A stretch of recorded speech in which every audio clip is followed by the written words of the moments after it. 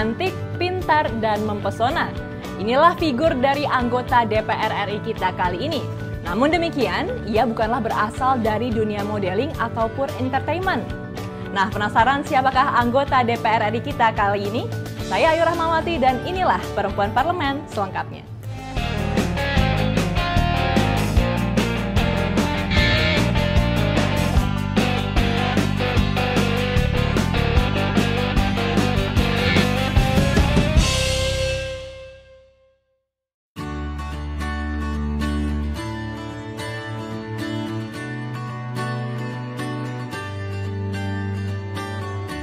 Dwi Arum Hadiati adalah wakil rakyat dari daerah pemilihan Lampung 1 dan bertugas di Komisi 6 DPR RI dengan lingkup di bidang industri, investasi, serta persaingan usaha. Perempuan yang lahir di Teluk Betung 1 Februari 1980 ini selalu tampil menarik, elegan, dan ramah senyum di setiap kegiatannya. Ia pun juga aktif berinteraksi dengan masyarakat melalui beberapa media sosialnya. Halo Ibu, apa kabar? Halo, Sedang sibuk Ayu. apa Ibu sekarang? Saat ini kalau pagi ini ya lagi nungguin Mbak Ayu mau ngobrol. Waduh, saya merasa terhormat sekali nih Ibu, sudah ditunggu. Nih, saya mohon izin untuk masuk ruangan Ibu ya Bu. Ini banyak sekali buku, banyak juga sekali penghargaan untuk Ibu juga di sini. Saya sangat penasaran Bu, dan juga pemirsa dari Perempuan Parlemen juga pasti sudah sangat penasaran.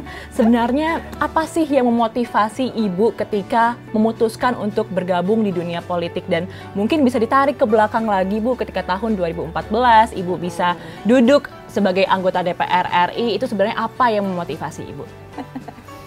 Aduh, kalau diceritain itu terlalu detail dan panjang banget ya, tapi singkatnya sih, saya itu aktif di Partai Golkar itu sudah sejak tahun 2006.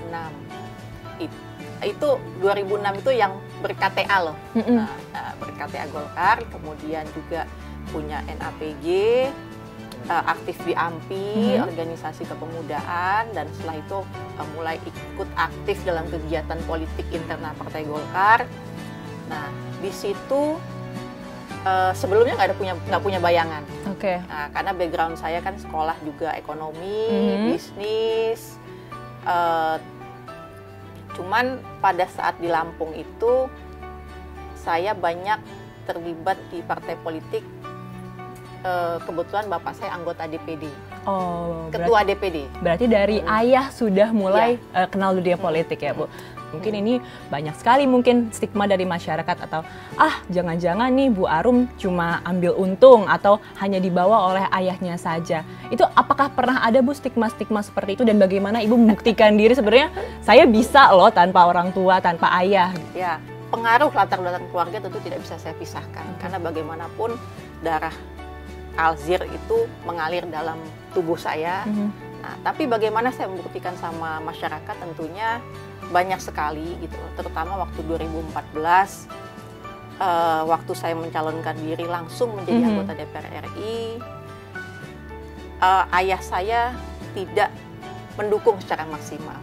Nah, kenapa? Karena menurut beliau mungkin belum waktunya gitu. Belum waktunya. Dan pada saat itu juga kakak saya sebagai anggota DPRD Kabupaten Kota pada 2014. Jadi kalau di Lampung ini mungkin saya terimbas budaya atau ya. Kalau kita di Jawa tuh ada unggah-ungguh gitu. Yang perempuan ngalah dulu gitu kan.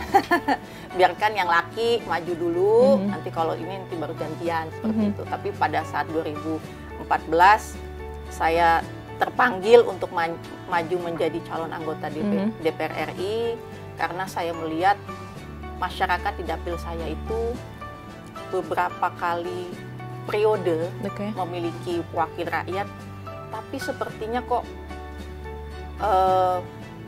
kehidupannya, kemudian setelah mereka memilih wakil rakyat itu kok tidak mendapat feedback yang baik atau mendapatkan wakil rakyat yang benar-benar memperhatikan kebutuhan-kebutuhan masyarakat. Jadi itu yang akhirnya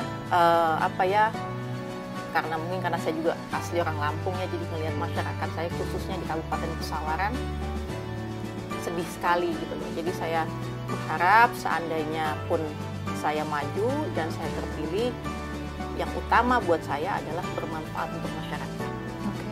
Oke, baik. Dan tadi Ibu sempat mengatakan bahwa ayah Ibu tidak mendukung ketika sampai ke sini. Bagaimana cara Ibu mengatasi itu? Bagaimana Ibu terus membuktikan bahwa kepada ayah Ibu bahwa sebenarnya Ibu mampu dan sampai akhirnya bisa duduk menjadi anggota DPR RI? Ya saya jalan aja terus gitu. Jalan terus, berjuang terus, karena saya waktu itu sudah di DPP, jadi pengurus DPP Golkar, dan alhamdulillah pada saat itu ketua umumnya Pak Abu Rizal Bakri itu sangat mendukung. 1000% beliau mendukung, kemudian juga jadi ya silahkan Arum, kamu tetap maju saja, kita support dari belakang gitu loh. Jadi ya alhamdulillah ada rezekinya gitu loh. Saya menang ya, dan itu mungkin salah satu pembuktian pencapaian saya bahwa saya bisa membuktikan dengan usaha, doa dan tentunya juga dukungan orang tua gitu loh.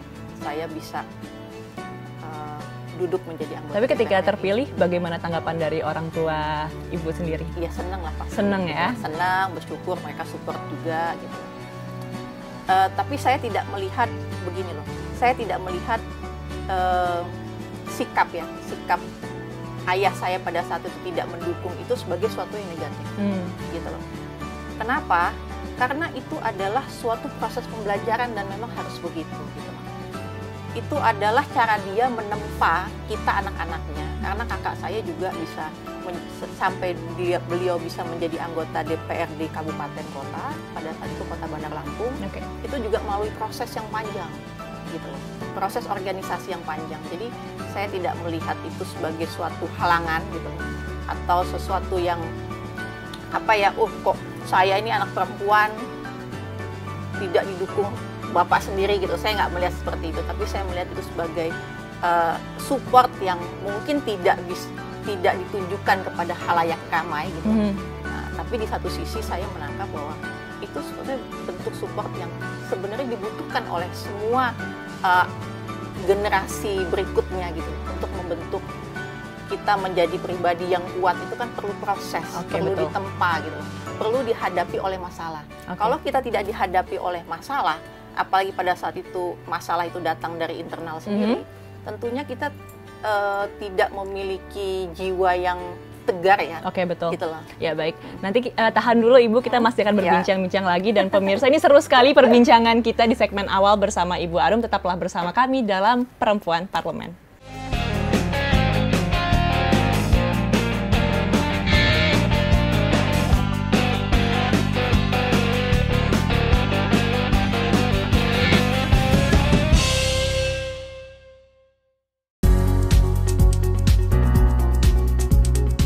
Darah politisi dari perempuan asli Y5 Provinsi Lampung ini mengalir dari ayahnya, yaitu Alzier Dianis Tabrani, yang merupakan tokoh senior dari Partai Golongan Karya Provinsi Lampung. Selama berkecimpung di dunia organisasi, perempuan yang akrab disapa Arum ini juga aktif di dalam kepengurusan sejumlah organisasi kepemudaan dan usaha seperti AMPI, KPPG, Al-Hidayah, Poros Muda Golkar, serta Kadin Indonesia. Ya pemirsa, masih bersama kami dalam Perempuan Parlemen. Kali ini saya masih bersama Ibu Arum dari fraksi Golkar. Dan Ibu tadi kita telah membahas tentang keluarga Ibu. Adakah Bu sebenarnya nilai-nilai yang ditanamkan dari keluarga Ibu untuk membentuk Ibu sampai ada di posisi seperti sekarang ini yang selalu Ibu ingat dari setiap langkah Ibu? Iya. Kalau saya Mbak Lia ya, karena memang latar belakang keluarga juga sangat kuat di sisi agama, agamis. Jadi memang ibu saya, bapak saya menekankan bahwa yang paling utama adalah Al-Quran dan hadis. Nah, gitu. Jadi itu yang menjadi pegangan saya dalam menjalani kehidupan lah, dalam berpikir, bertindak, kemudian juga mempertimbangkan segala sesuatu itu dasarnya itu. ya itu yang sejauh ini nilai-nilai yang hakiki ya menurut saya, yang saya terapkan dalam kehidupan saya sehari-hari semaksimal mungkin lah seperti itu. Berarti nilai-nilai religius yang selalu ditanamkan oleh orang tua Ibu. Dan Ibu ini kan sendiri mewakili Lampung ya Bu. Saya belum pernah tuh Bu ke Lampung. Mungkin kapan-kapan kita bisa main ke sana ya Bu, kita main ke Lampung. Tetapi nanti sebenarnya Bu, nah apa sih yang ingin Ibu perjuangkan dari warga Lampung itu sendiri? Apakah ada hal spesifiknya Bu, seperti apa itu Bu? Kalau misalkan dari masyarakatnya sendiri Bu sebenarnya, apa sih masalahnya yang ingin Ibu selesaikan dan Ibu perjuangkan di DPR? Ini kan pasti Ibu sangat banyak ini yang diperjuangkan di DPR ini. Seperti apa sih Bu sebenarnya? Jadi sejauh ini sih saya selalu memberikan pemahaman juga kepada masyarakat bahwa saya saat ini kan ada di Komisi 6 DPR RI. Tentunya tugas dan kewenangan saya memang sesuai dengan komisinya. Nah, jadi sejauh ini Mbak, dari 2014 ya, efektifnya 2015, saya berbuat untuk masyarakat di Dapil Lampung 1 itu fokusnya kepada pemberdayaan. Pemberdayaan itu baik perempuan maupun laki-laki. Nah, lebih spesifiknya lagi terkait dengan masalah IKM, industri kecil menengah, UMKM gitu loh. Karena memang di Lampung tuh banyak sekali potensi-potensi lokal yang bisa kita gali gitu loh, yang bisa kita kembangkan, kemudian kita perkuat melalui program-program industri, perdagangan, koperasi UKM gitu. Bu, ini Ibu kan berarti sudah 5 tahun ya Bu sekarang menjabat, hampir 5 tahun menjabat, dan Ibu kan pasti sering turun lapangan, bertemu dengan konstituen, masyarakat dan lain sebagainya. Ada nggak sih Bu cerita-cerita lucu yang bisa dibagikan ke kita atau ke pemirsa perempuan parlemen supaya bisa menginspirasi kita semua Bu? Kalau masyarakat sih sejauh ini mereka welcome ya, nggak ada resistensi sama sekali terkait perempuan yang terlibat aktif di politik gitu loh. Justru saya mendapatkan banyak support tidak hanya dari perempuan, tapi juga dari laki-laki. Mereka senangnya itu bahwa ada perempuan Lampung yang bisa eksis gitu loh, atau bisa sampai DPR RI, bisa berbuat untuk masyarakat Lampung. Dan alhamdulillah sejauh ini sampai dengan hari ini saya bisa menunjukkan kepada masyarakat bahwa seperti inilah seharusnya seorang wakil rakyat gitu, seorang wakil rakyat, seorang anggota DPR RI yang benar-benar berbuat dan memperhatikan masyarakatnya. Nah tentunya, tapi tetap lagi ujung-ujungnya kan ya Mbak Lia, ini kan kalau udah mau pileg lagi mau gitu pemilu kan, lagi. tentunya apalagi sekarang partai politik tambah banyak, kemudian calegnya juga banyak sekali gitu loh. Ya masyarakat suka apa ya, menyampaikan hal-hal yang kadang-kadang itu membuat saya kecewa. Apa itu Bu? Setelah kita bekerja keras, bertahun-tahun berbuat untuk masyarakat, masih ada suara-suara sumbang yang mengatakan kita hanya memilih yang bayar aja gitu. Nah, money politik ya Bu? Itu masyarakat yang minta, bukan kita sebagai calegnya yang mau sebenarnya. Gitu. Oh, permintaan dari masyarakat. Permintaan justru. dari masyarakat itu kadang-kadang yang membuat kita kecewa. Kenapa? Karena apalah arti 50.000, 100.000 dengan seandainya mereka menerima program bantuan seperti mesin-mesin jahit gitu kan, ya kan? Kelompok pemberdaya, mereka kita berdayakan. Nah, kelompok-kelompok yang mendapatkan pemberdayaan itu kan mereka tidak hanya mendapatkan ilmu, tapi juga mereka bisa mengembangkan usahanya. Dan tentunya yang diperoleh oleh mereka, efek jangka panjang itu lebih dari itu nilainya. Gitu. Nah, tapi ya itu dinamika ya, itu dinamika, itu bagian dari perjuangan saya untuk bisa terus memberikan pemahaman kepada masyarakat bahwa untuk menjadi anggota DPR RI dan untuk memilih anggota DPR RI yang menjadi wakil bapak-bapak dan ibu-ibu sekalian itu tidak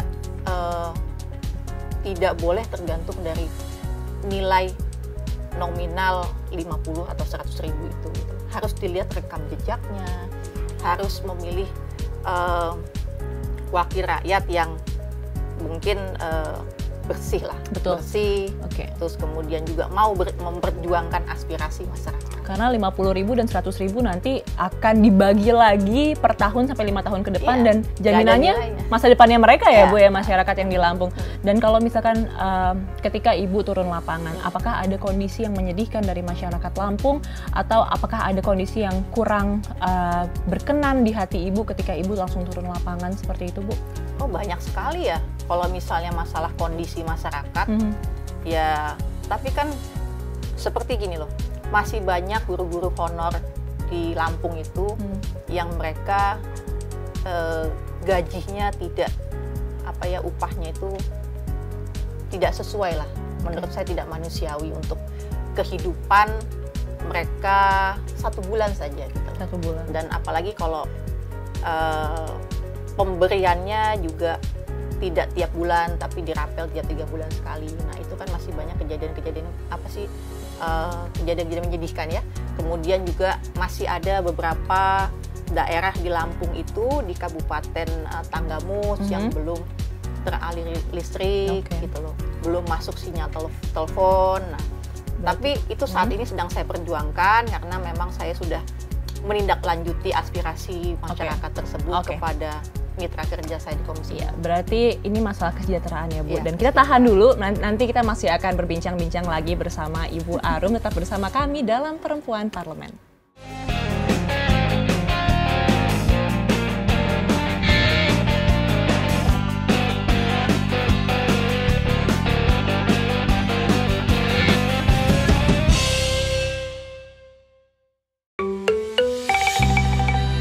Wah Bu, ini bagus sekali loh bukunya. Kalau misalnya kita lihat nih pemirsa mungkin juga penasaran, ini bukunya tentang analisis laporan keuangan ya Bu. Apa menariknya buku ini untuk Ibu, dan apa hubungannya buku ini tentang Ibu? Iya, karena ya kembali lagi terkait komisi tentunya. Jadi kan memang salah satu kinerja Komisi 6 itu melakukan pengawasan. Nah, juga terkait masalah pengawasan di keuangan, kan seperti itu.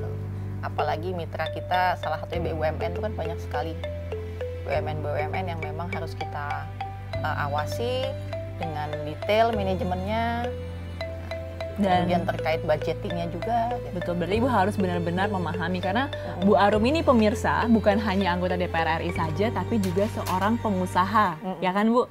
Dan Ibu bagaimana tuh? Berarti Ibu kan akan menjadi pengusaha juga, menjadi anggota DPR juga. Membagi waktunya itu seperti apa Bu? Biar Ibu terlihat tetap cantik, segar, sehat terus seperti ini, awet muda terus tuh, membagi waktunya bagaimana Bu? Alhamdulillah ya kalau dibilang awet muda. Awet muda dong, pasti ke pemirsa setuju nih sama saya. Iya, kalau membagi waktu saya lebih konsen saat ini sejak dilantik 2014, lebih banyak saya menghabiskan waktu sebagai anggota DPR.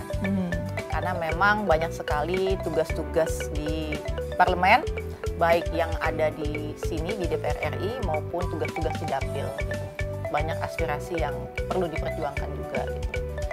Kemudian terkait masalah perempuan ya, perempuan sepadet-padetnya jadwal pasti masih punya waktu lah untuk perawatan, merawat diri. Apalagi saya masih ada keturunan Jawa tentunya.